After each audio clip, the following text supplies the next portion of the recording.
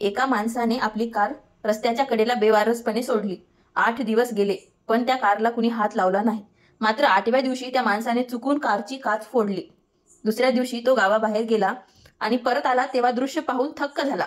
कारचे एक एक भाग लोकांनी काढून नेले होते. कुणी टायर उचलले, कोणी म्युझिक सिस्टीम उचलली, तर कुणी इंजिनचे पार्ट सुद्धा पळवले. जोपर्यंत कार पूर्ण नीट होती तोपर्यंत कुणालाच काही वाटले नाही, पण जशी ती तुटलेली दिसली तसे लोक त्यावर तुटून पडले. हीच ब्रोकन विंडो थेअरी.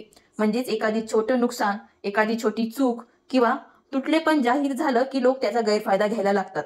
ह्यालाच ब्रोकन विंडो सिस्टीम म्हणतात. हेच आपल्या आयुष्यातही लागू होतं. आपण मानसिकदृष्ट्या थोडे कमजोर, खचलेले किंवा तुटलेले दिसलो की काही लोक आपला फायदा घेतात. त्यामुळे आपलं दुःख सगळ्यांसमोर उघडं करू नका. आपलं मन, आपली व्यथा फक्त मेकॅनिककडेच, म्हणजे एखाद्या जवळच्या व्यक्तीकडे, मित्र, नवरा, बायको किंवा सायकोलॉजिस्टकडे दुरुस्त करून घ्या. कारप्रमाणे मनही दुरुस्त होतं. फक्त योग्य हातात दिलं की पुन्हा नव्यासारखं चालू लागतं. अशाच मोटिवेशनल व्हिडिओसाठी चॅनलला सबस्क्राईब करायला विसरू नका.